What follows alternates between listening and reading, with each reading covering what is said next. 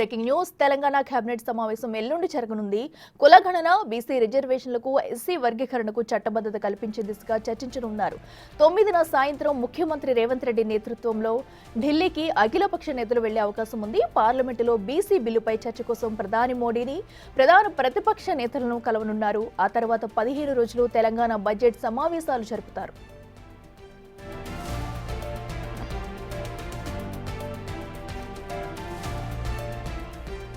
ఇదే అంశానికి సంబంధించి మరింత సమాచారం మా ప్రతినిధి వాసు అందిస్తారు. వాసు, చెప్పండి, మరి ఇటు తెలంగాణలో జరగబోయే కేబినెట్ సమావేశంలో కూడా ప్రధానంగా అటు బడ్జెట్ అలాగే కులగణకు సంబంధించి కూడా చర్చించున్నట్టు తెలుస్తుంది. డీటెయిల్స్ ఏంటి?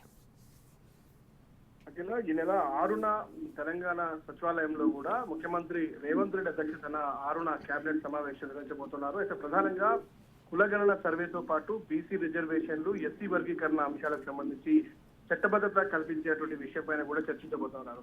అయితే అదే రోజు సమావేశం ముగిసిన అనంతరం కూడా ఢిల్లీలో ఈ నెల 10న పార్లమెంట్ సమావేశాలు ప్రారంభం కానున్న నేపథ్యంలో కూడా 9 సాయంత్రం ఢిల్లీకి ముఖ్యమంత్రి ఇతర నేతలు కూడా వెళ్లే అవకాశం ఉంది. అయితే ప్రధానంగా పార్లమెంట్ లో బీసీ బిల్లుపై చర్చ కోసం కూడా ప్రధానితో పాటు ప్రతిపక్ష నేతలను కూడా కలిసి ఈయన అఖిలపక్ష నేతలతో కూడా ఆయన చర్చించి పార్లమెంట్ లో బీసీ రిజర్వేషన్ బిల్లు పెట్టే విధంగా కేంద్రంపై ఒత్తిడి తెచ్చే యోచనలో ప్రస్తుతం తెలంగాణ ప్రభుత్వం ఉంది.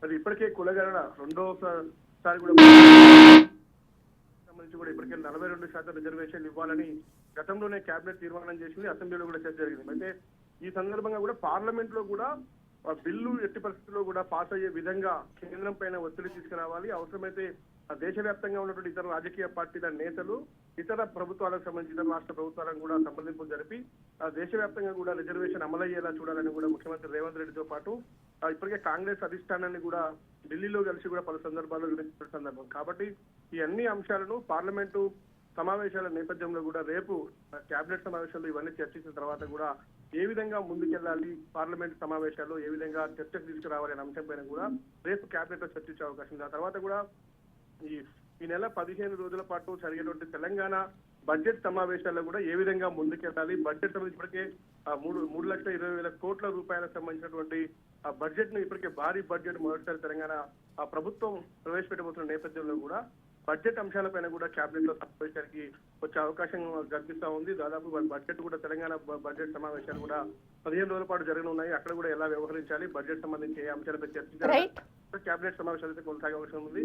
మొత్తానికి అయితే 6వ తారీఖు మధ్యాహ్నం తర్వాత 2 గంటలకు ముఖ్యమంత్రి అధ్యక్షతన కేబినెట్ సమావేశం జరగబోతారు. Right Vasu, thank you.